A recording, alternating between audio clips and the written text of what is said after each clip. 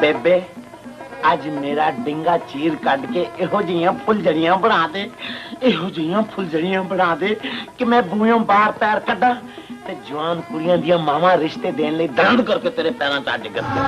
मैं तेरी हो गई प्यार विच खो गई वे सब तो सोहणिया हाय वे मन मोहणिया।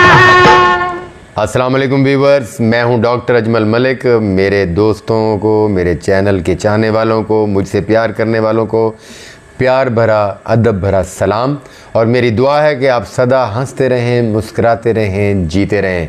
पेश खिदमत है डॉक्टर अजमल टीवी का मकबूल प्रोग्राम बड़े लोग। जी हाँ, आज के प्रोग्राम में हम पाकिस्तान फिल्म इंडस्ट्री के नामवर कॉमेडियन, अदाकार, सुपरस्टार, गुलूकार, मुसन्निफ, हिदायतकार और नगमा निगार रंगीला का जिक्र करेंगे। जी हाँ, रंगीला जिनका असली नाम मोहम्मद सईद ख़ान था। ये मोहम्मद सईद ख़ान 1937 में अफ़गानिस्तान में पैदा हुए और वहाँ से हिजरत करके अपने ख़ानदान, अपने वालिद के हमरा पेशावर आ गए और कुछ अर्सा पेशावर में रहने के बाद ये पठान ख़ानदान लाहौर मुंतकिल हो गया। यहाँ आने के बाद हालात की ख़राबी की वजह से सईद ख़ान उर्फ़ रंगीला ज़्यादा तालीम हासिल ना कर सके और उस दौर में पेंटर की बड़ी अहमियत हुआ करती थी।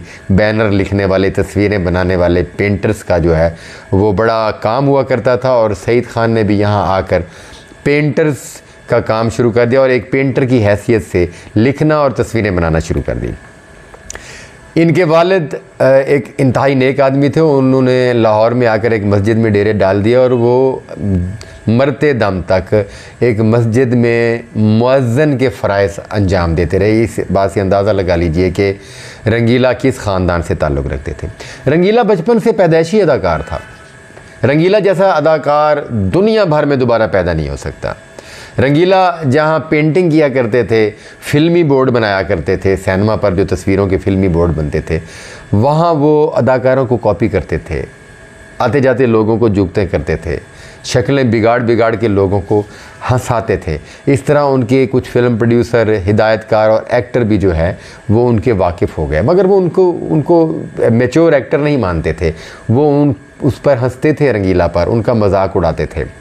मगर जब एक ऐसा वक्त आया कि एक फ़िल्म में एक सीन था तो हिदायतकार ने उन्हें कहा कि आए हम आपको उस एक फ़िल्म में एक सीन करवाते हैं। रंगीला खुश हो गए और उन्होंने उस एक सीन को इस कदर खूबसूरती से अदा किया कि प्रोड्यूसर और डायरेक्टर्स की उन पर नज़र पड़ गई और उस दौर के सुपर हिदायतकार MJ राना, जी हाँ MJ राना ने 58 में उन्हें अपनी फ़िल्म में कास्ट किया और यूँ रंगीला बाकायदा अदाकार बन गए।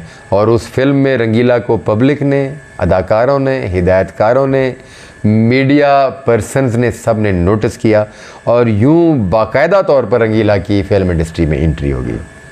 फिर क्या हुआ, फिल्मों की लाइन लग गई, बहुत सारी फिल्में की, 300 से ज़्यादा फिल्मों में काम किया फिल्म स्टार रंगीला ने। उन्होंने जिन कामयाब फिल्मों में काम किया उनमें चूड़ियाँ एक तो बाद में बनाएगी, जो मोहम्मद राना और सैयद नूर साहब की फ़िल्म चूड़ियाँ से कबल एक पहले चूड़ियाँ बनाएगी, वो भी सुपर हिट हुई। चूड़ियाँ, बदनाम, हमराज, ये 3 ऐसी फ़िल्में थी जिन्होंने रंगीला को एक अच्छे मकाम पर ला खड़ा किया और बहुत जल्द ही रंगीला ने अपना प्रोडक्शन हाउस बना लिया और ऐलान कर दिया कि मैं अपनी ज़ाती फ़िल्में बनाऊंगा। रंगीला की इस हरकत पे, इस बात पर फिल्म इंडस्ट्री हैरान रहेगी। लोगों ने कहा ये मस्खरा सा, इसने क्या फ़िल्में बनानी है। लोगों ने उस पर फ़िक्रे कसने शुरू कर दिए।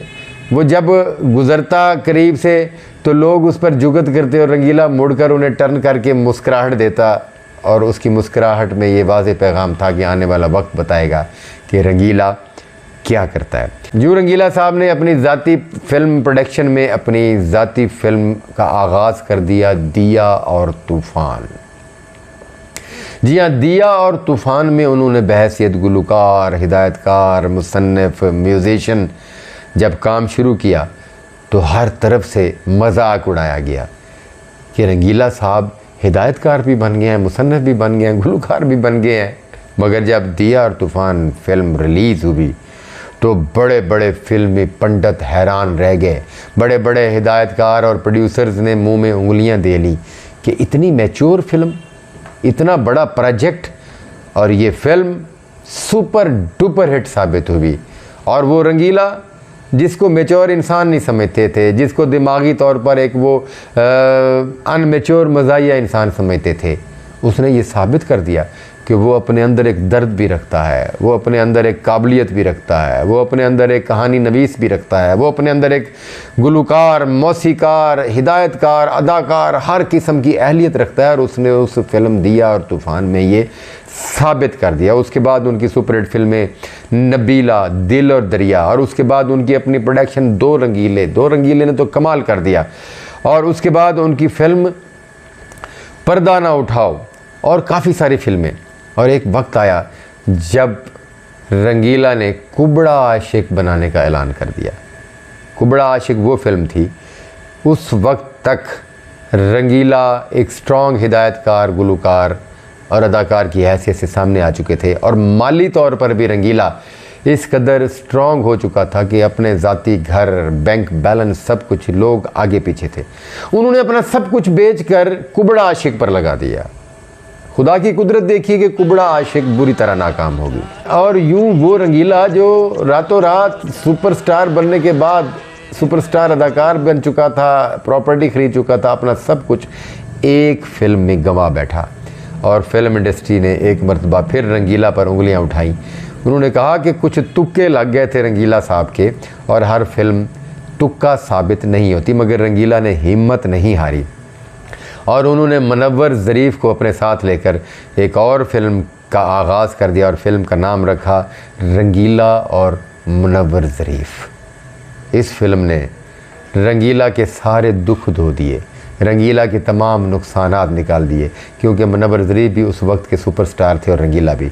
पब्लिक ने इन दोनों को इकट्ठा होने पर बड़ा रिस्पांस दिया, बड़ा पसंद किया, और यूं ये फिल्म सुपरहिट साबित हुई। और उसके बाद फिर रंगीला पर फिल्मों की बारिश हो गई। पर्दा ना उठाओ, मिस सिंगापुर, साला साहब, दीवाना मस्ताना, सौराते जवाई, हीर रांझा, रंगीला, और फिर उनकी अपनी ज़ाती प्रोडक्शन इंसान और गधा ने रंगीला को ज़मीन से उठाकर आसमान पर बिठा दिया।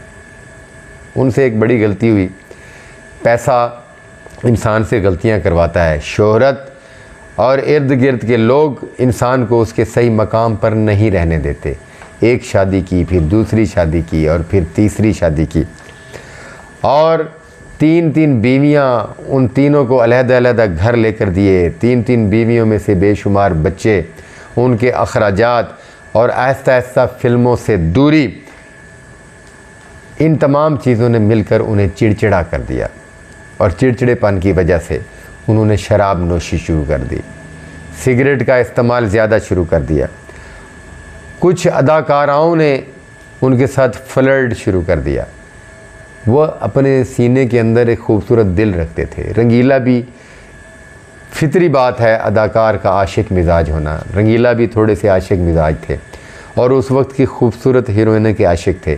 मगर अदाकाराओं ने उनसे फ्लर्ट किया, उनसे झूठा इश्क किया। उनका दिल रखने के लिए उन्हें वो रंगीला साहब और जानू और सुपरस्टार कहती थी, और रंगीला एक मासूम इंसान यही समझता रहा कि वो इनसे मोहब्बत करती हैं।